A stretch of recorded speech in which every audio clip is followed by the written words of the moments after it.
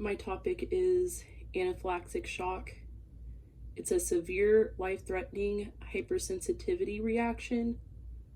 It has 3 different ratings as a mild allergic reaction, a moderate allergic reaction, and anaphylactic shock being the more severe of the 3.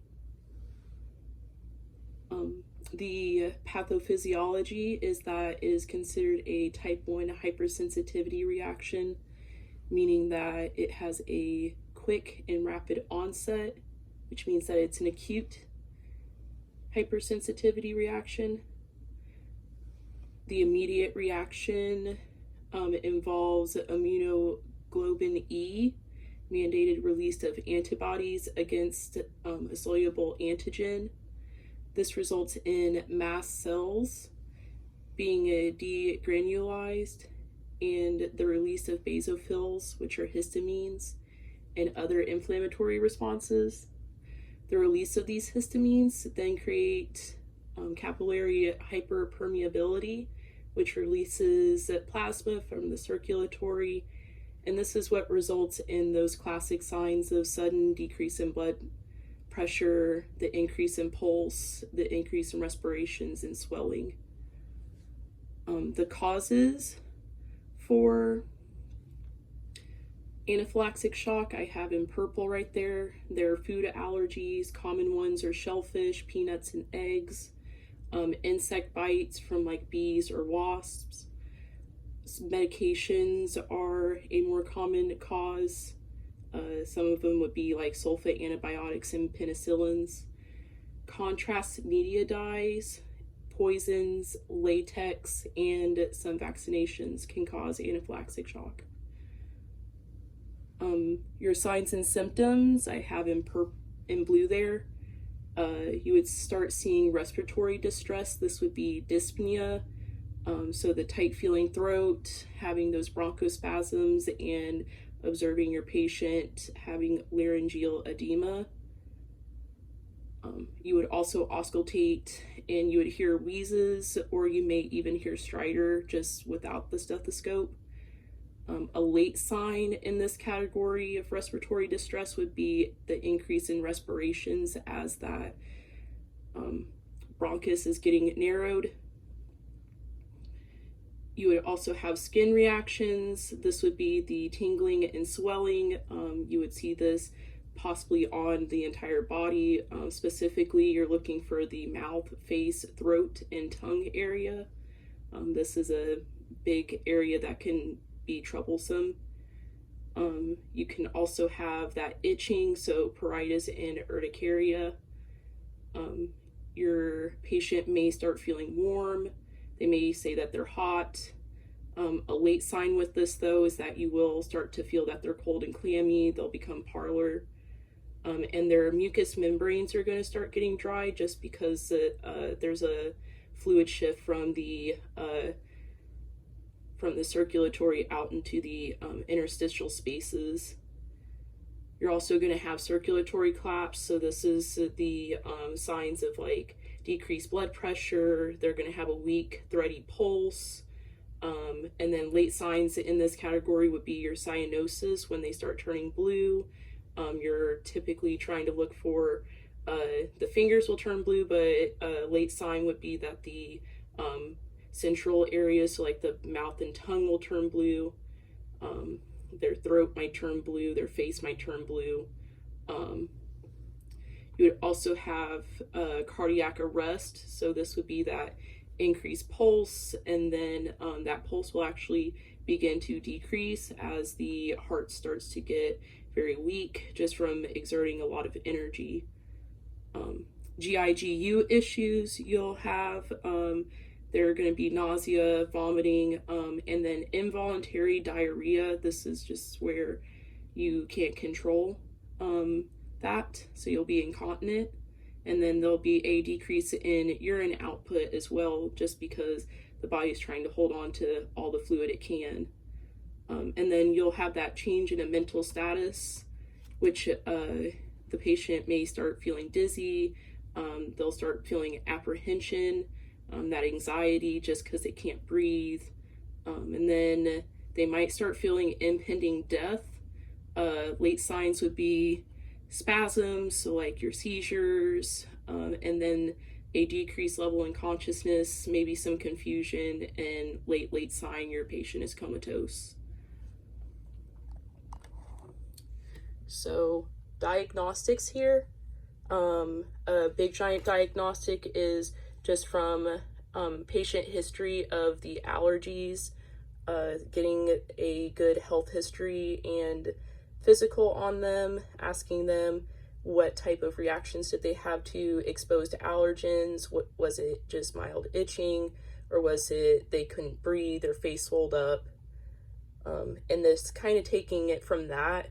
But a doctor may also order a skin test, just to see if there's any type of allergic reaction to certain antigens. They might get a CBC with that differential to look at the basophils to make sure that it is an inflammatory response. Also the neutrophils. They might also get a total serum immunoglobulin level just to see if that has increased. And then there is a radioallergosorbent test.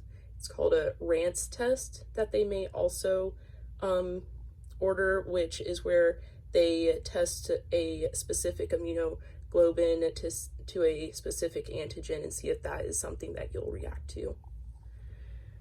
Treatments for anaphylactic shock, a big one is just avoidance of it. But if you do happen to have this, or you know somebody that has it, or you're caring for someone that has it, the immediate thing is to get them epinephrine. You can give it to them every 15 to 20 minutes for mild cases of allergic reactions, and the more severe, such the anaphylactic shock, you give it 5 to 10 minute intervals until there is a correction, and this would be as ordered. The epinephrine causes bronchodilation and vasoconstriction, which are things that you would want, opening up those lungs and making sure that their plasma stops leaking. You can also give them diphenhydramine. That's just a classic antihistamine to dry up everything. Give them the 0.9 normal saline solution. That is just a volume expander. That way their blood pressure is corrected. Give them dopamine. The dopamine will help with cardiovascular collapse. Make sure that that doesn't happen. And then also they may have an order for O2 in a non-rebreather mask. That way they're breathing in oxygen and getting oxygenated. Nursing assessments that you're going to want to do are, big one is assess. Biggest one with this, if somebody is starting to have a reaction to whatever antigen that they're exposed to, you're going to want to assess those ABCs, just to make sure that your patient is staying alive so you can actually take care of them. Just because of all this stuff that can happen as far as airway being obstructed from swelling, and just a lack of blood pressure and a high pulse that can happen to kill you. You might want to check that. You also want to assess the vital signs, just because they can give you a lot of insight on what's happening with the patient and help you with knowing the progression of whatever treatment you're giving them. You're going to want to check the mental status, assess that, just because that's also going to help you with understanding where the patient is at, assessing INOs. 30 milliliters per hour is the usual. You're going to want to assess their skin for any type of urticaria or pruritus, and assess for any type of GI symptoms. You're going to want to monitor for any type of med reactions, or just reactions to foods in general, if they happen to be on like immunosuppressants. You're going to want to also notify the doctor of any type of similar allergies. This would be your patient would be allergic to shellfish, but they have a order for a CT scan with contrast dye, notifying the doctor that there's similar like allergies that are involved. You're going to want to educate your patient on how to use epinephrine and how to administer it subcutaneously. You might need to teach parents how to do this as well. You're going to want to teach the patient that they want to have the EpiPen with them at all times, just in case something were to happen. And you might want to also teach the patient's parents, if it's a child, immediate care such as CPR in case something were to happen, or, you know, to call 911, things like that. Stay under control, stay calm in those situations. You're going to want to also administer any type of epinephrine or diphenhydramine, anything like that. And then you're going to want to also just reassure the patient that everything is okay, that you're going to help them through this, and explaining the procedure, telling them that you'll be there for them, and just overall answering their questions.